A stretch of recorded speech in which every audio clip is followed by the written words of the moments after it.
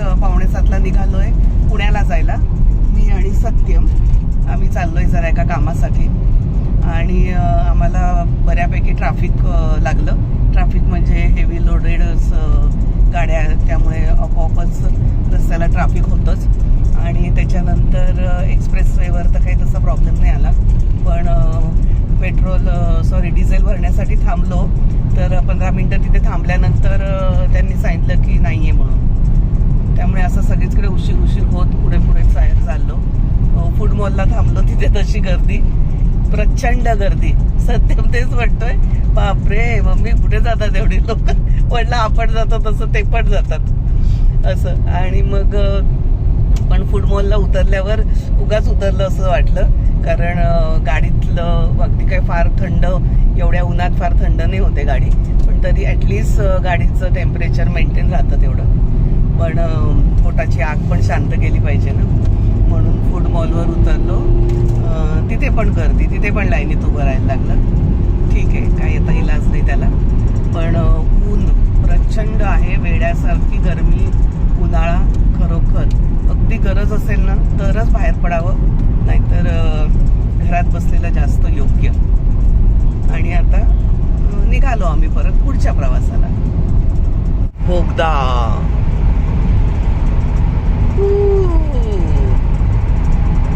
मस्त लाइटिंग दिसतंय.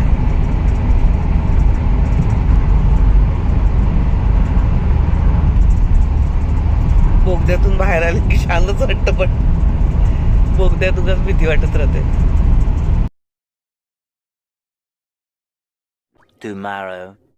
Hello friends, आज जरा एका कामासाठी गेली होती. काम झाल्यावर जास्त हातात सामान नव्हतं, तर म्हटलं चला जरा रेंगाळ टाइमपास करत जाऊया. आणि म्हणून मी आता अशी निघाली आहे. तुम्हाला मी हा फ्रंटचा व्ह्यू पण दाखवते.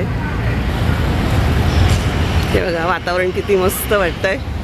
संध्याकाळचं वातावरण, झाडं मस्त वाटत आहेत. पिंपळाला नवीन पालवी आलेली दिसते, मस्त एकदम छान. आज स्वयंपाकाची पण जास्त गडबड नाही आहे, अर्धी तयारी करून आली आहे मी स्वयंपाकाची. आणि बाकी पुढची तयारी घरी जाऊन करणार आहे. आज मस्तपैकी कुळथाचं पिठलं हा बेत आहे. आणि सीझन आहे म्हणताना आंबे आहेतच, त्यामुळे काही जास्त डोक्याला त्रास नाही आहे. आंबे असले की थोडंफार भाजी कुठलीही चालवून घेतात मुलं. केस जास्त पांढरे वाटत आहेत. मी जरा कमीच रेग्युलर म्हणजे खूप उशिरा असं कलर करत असते, केसांना डाय करत असते, कारण केसांची वाट लागते डाय करून.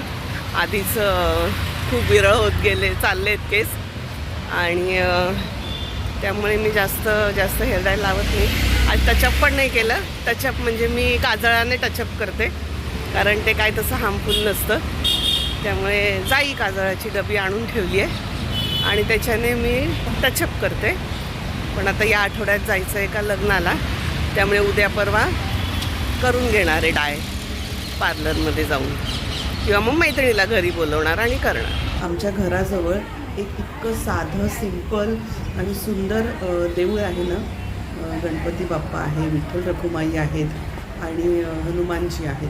आणि इतकं शांत आणि मस्त वाटतं तिथे, आणि मस्त थंडावा देखील असतो. खूप छान वाटतं. आमच्या कॉम्प्लेक्समध्ये बकुळची भरपूर झाडं आहेत आणि इतकं मस्त वाटतं, असं सडा पडलेला असतो. मी अगदी जातेच रोज, ती फुलं पण वेचून आणते आणि मस्तपैकी झाडाखाली बसते आणि छान एन्जॉय करते. 2 hours later. काय येतंय?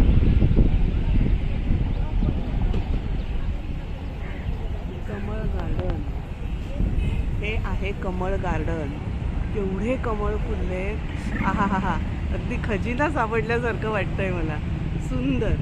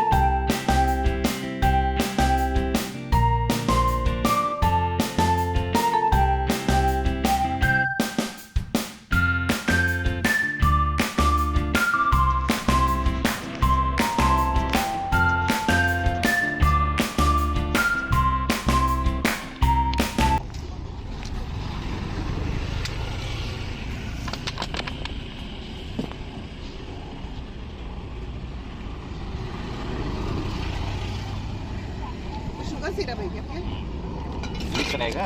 मिक्स काला खट्टा ज़्यादा डालो, है ना काला खट्टा, वो ज़्यादा डालो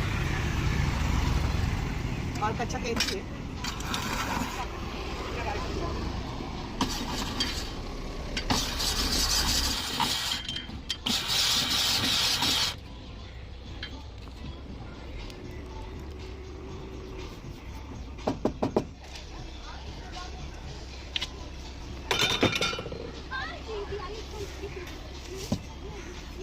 A few moments later.